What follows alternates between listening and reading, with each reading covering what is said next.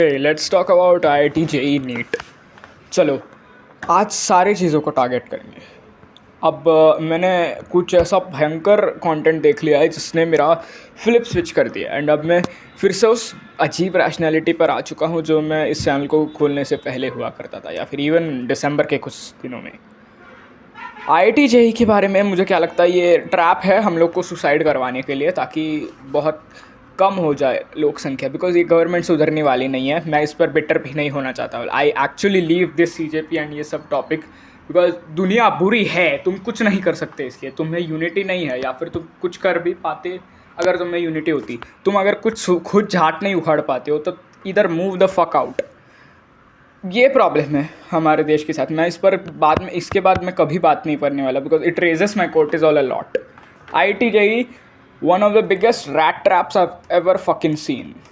देखो, तुम्हें कुछ एक्सप्लेन करता हूँ। कल ना मैं बेसिकली रीसेस में रीसेस में मेरे स्कूल में ना अलग बच्चों के साथ बैठा था, थोड़े intellectual. They did not exactly mistreat me, उनमें से एक ने तो नहीं किया था, बट प्रिटी मच मैंने क्या सुना कि उनके गोल्स क्या थे। एक पुच्ची सा बच्चा था, कुछ तो एकदम, you get it right, typical Jeffrey type का, 9 घंटे पढ़ता था and he wanted to crack IIT।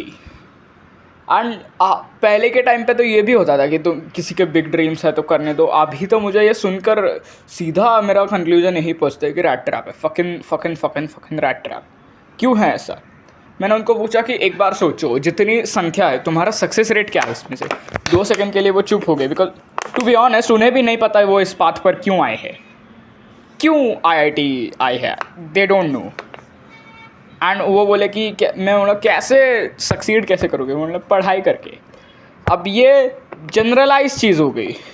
इधर देवर थिंकिंग कि ये बंदा डम है इसलिए ऐसे प्रश्न पूछ रहा है, या फिर they're just innocent fucking people who don't have no idea about क्या चल रहा है। एक बार खुद सोचो, तुमसे ऊबर लोग हैं इस कंपटीशन में, बहुत भयंकर लेवल पर पढ़ने वाले, genetically blessed and with the perfect environment. उनसे तुम कैसे compete कर पाओगे? एक बार खुद सोच लेना।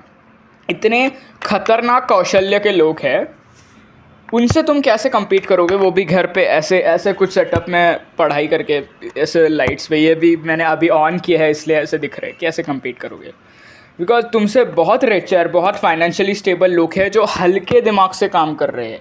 एंड जो तुम यूट्यूब पे बकचोद रील्स देखते हो ना कि मुश्किल वक्त कमांडो सक टाइप शिट, जहाँ पर तुम जितनी मुश्किल चीज़ में गुजर रहे होंगे उतना ज़्यादा हार्डवर्क तुम कर पाओगे, इस टाइप का प्रोपोगेंडा तुम्हें बेचा जाता है। वो कुछ नहीं, वो रैट ट्रैप के। हार्डवर्क के बिना कुछ हासिल नहीं हो सकता, लेकिन जब वो हार्डवर्क तुम्हारी मर्जी का ना हो ना, तब तुम्हारी चुज जाती है।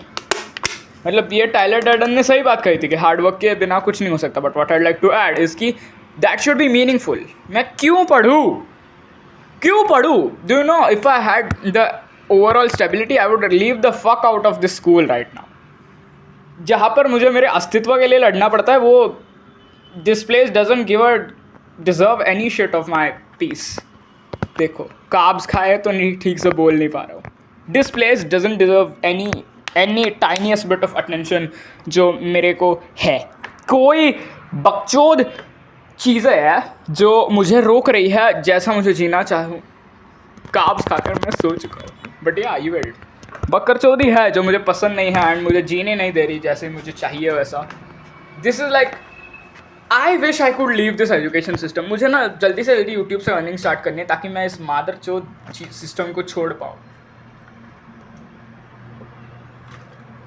अभी ख़त्म नहीं है, रुको।